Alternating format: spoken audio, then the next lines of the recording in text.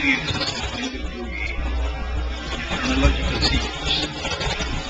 My first contact with him was in London. It was not as person to person, but as mind to mind. I was then in the University College. It was 1924. I hated to become a librarian. I just went into the college library. By chance, I found a classified catalog of the Pittsburgh Carnegie Library by MacMillan. It thrilled me. I found it was all arranged by the DC numbers. That gripped me, that converted me. That very day I decided I should like to be. And after that my contract came in 1932. I had published my first book, 5 Laws of Library Science, in 1931. Naturally, I sent a copy of it to Melvil Dewey, although I had not known him, he had not known me, we had not even corresponded. As a young aspirant in the profession, I sent it to the boy of the profession. But to my great delight and surprise, it brought a letter from him. That letter was most interesting, according to me most characteristic. He had found out the 2 lines in the book where I had referred to classification. And he wrote to me this pure, simplified spelling. You say, you write in your book that the DC has been mangled wherever you went. Let me know the addresses of the libraries. I am going to sue them in a court of law. Then came this sentence, a very good advice to me. I find that you are designing a new scheme of classification. Let me tell you how dangerous it is. I am talking from memory, I am not quoting. It's very dangerous. I have suffered. People will attribute all kinds of motives to you. Apart from that, if anything goes wrong, they will pounce upon you.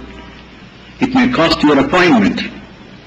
On the other hand, if you use a scheme which is established, which is used everywhere, which is not worse, if anything goes wrong, you go scot-free.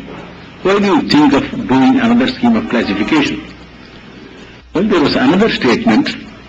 I know that DC is very American or at best Anglo-Saxon, and I know that I had not provided adequate placings in it for Indian thought and culture.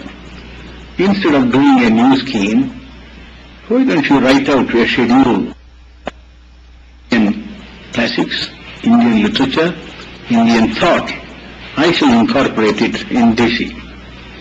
Well, this thrilled me very much. But unfortunately, my scheme, to use one of our modern terminologies, was not an enumerative scheme. It was an analytical synthetic scheme. So it was difficult for me to send him a schedule unless I worked out ready-made schedule for all possible Indian literature.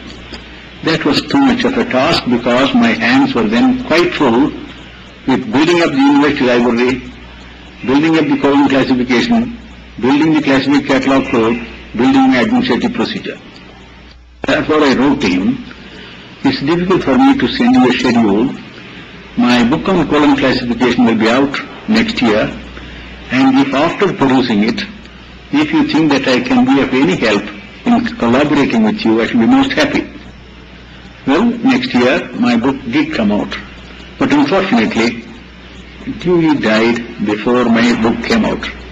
That was one of the saddest experiences in my life. I know when he had devoted so much thought to my 5 laws, he would have done much more to the column classification. Number 1, I would have benefited a good deal in improving it with all his experience. Number 2, we would have collaborated so as to enrich both the DC and the CC. Well, that is my second contact. And then comes the third contact. That was again, because he was dead, that happened in 1948. In that year, I was a member of the faculty of the UNESCO International School for Public Librarians. And the dean of that faculty was Mr. Kildall, the inspector of libraries in Norway at that time. I met him first in Oslo, and then I met him in Manchester. When I met him in Oslo, he had not revealed that he was a student of Melvil Dewey. But we were thrown together for a month in Manchester. We had to spend a good deal of time together. Then slowly came the information that he was a student of Melvil Dewey. Well, we had several talks where he could give some of his reminiscences, and I was extremely glad to get all that information. That was the third contact. The fourth contact was in 1915. I was then in the United States, and the American Library Association had its conference in Cleveland. That was the Jubilee year for the Classification and Cataloging Division, and I was put down to give the Jubilee address. As a result of it, I was invited to the Jubilee dinner, and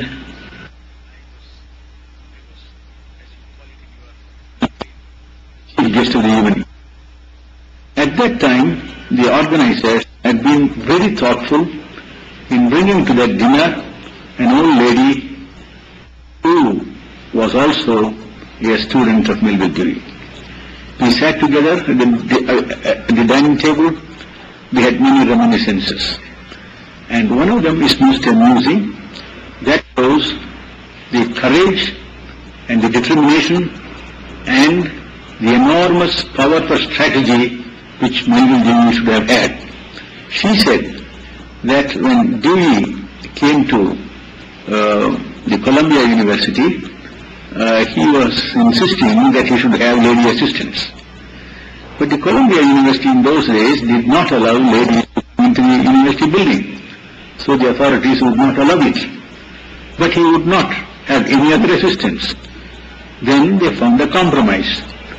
The lady said that they agreed that the lady assistants of Melvil Dewey would be allowed to come into the building, not through the main door, but by the spiral service staircase at the back of the building. Well, that compromise was accepted.